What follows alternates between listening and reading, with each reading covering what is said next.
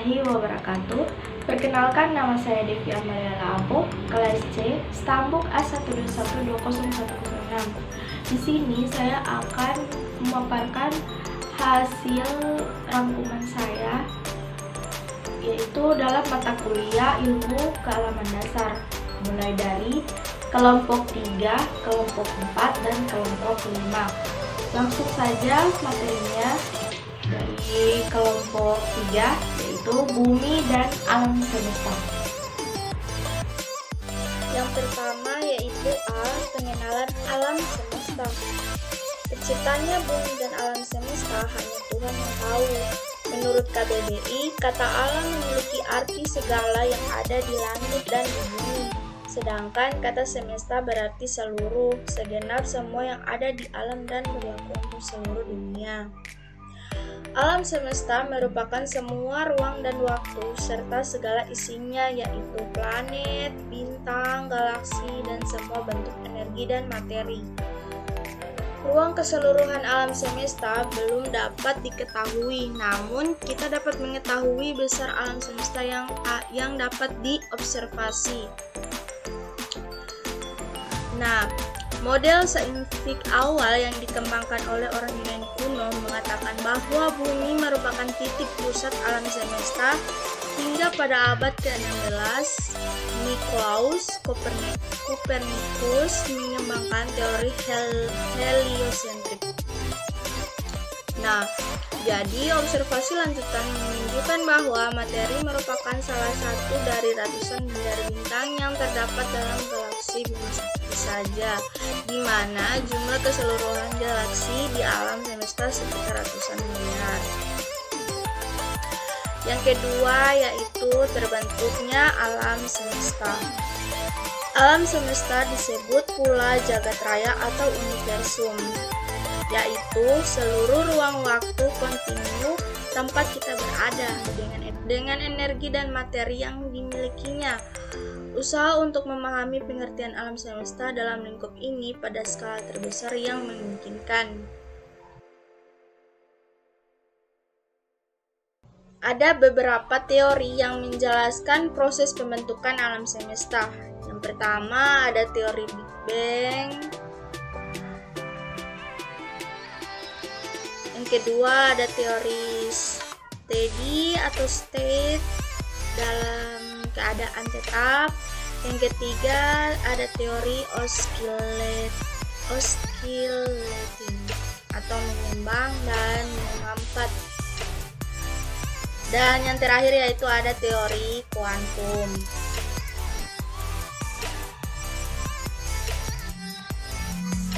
Nah, materi yang ketiga yaitu galaksi. Galaksi adalah sebuah sistem masif yang terkait gaya gravitasi yang terdiri atas bintang dengan segala bentuk manifestasinya, antara lain bintang neutron dan lubang hitam. Gas dan debu medium antar bintang. Materi gelap komponen yang penting namun belum begitu dimengerti. Dalam bahasa awamnya, galaksi yaitu kumpulan dari tata surya yang disertai oleh berbagai komponennya.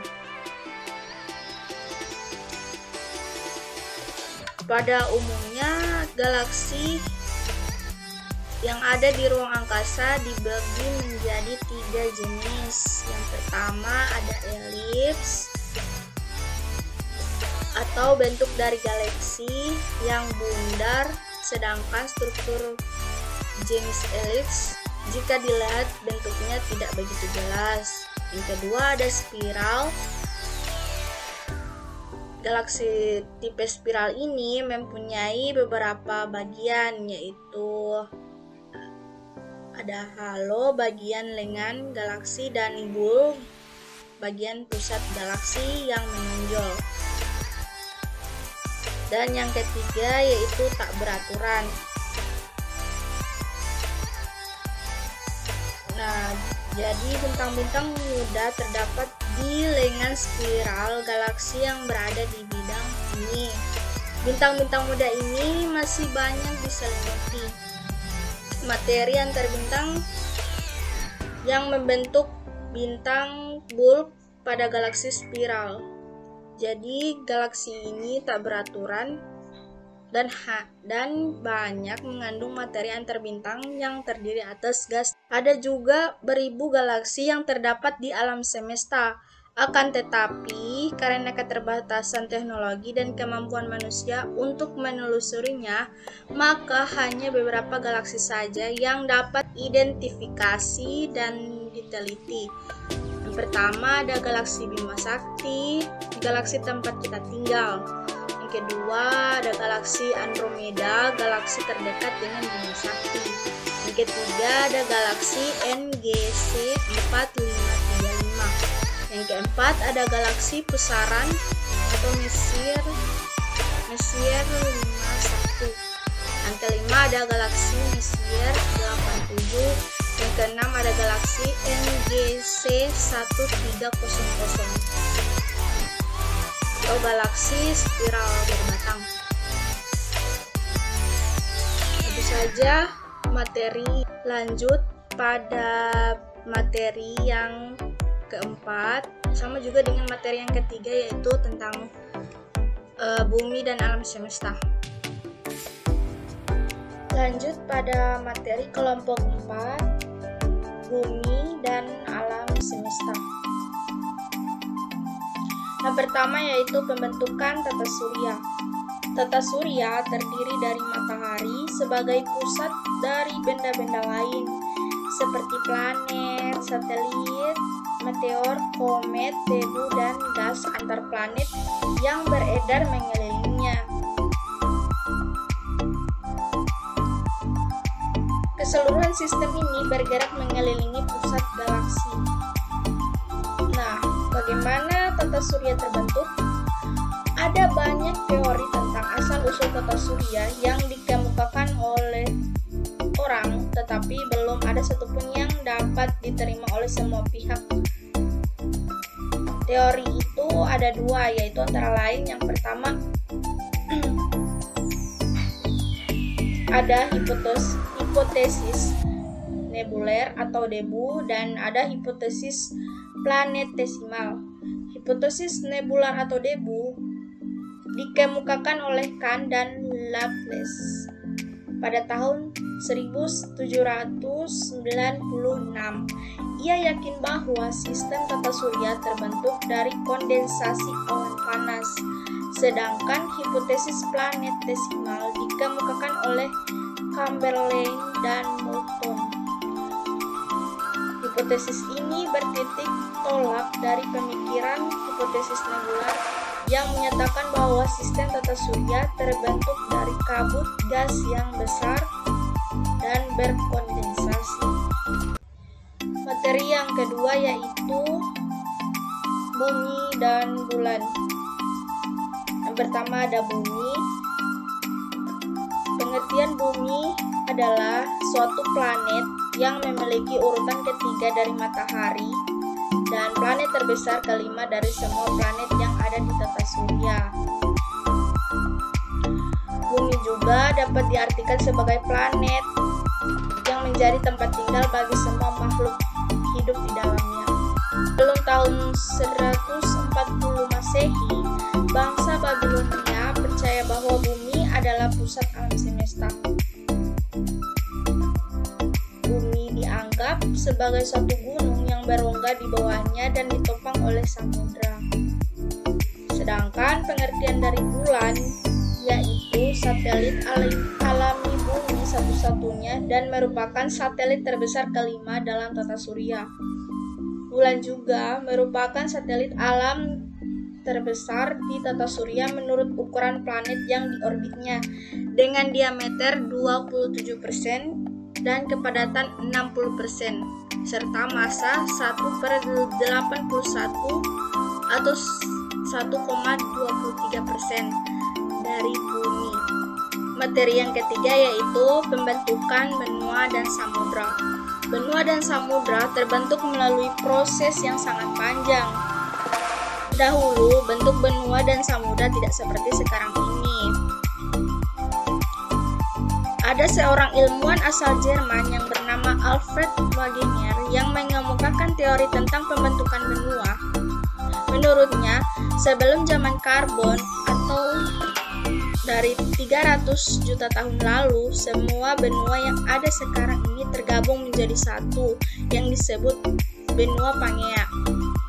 Benua Pangea kemudian terpecah menjadi dua benua, yaitu ada benua Laurasia di bagian utara dan ada benua Gondwana di bagian selatan.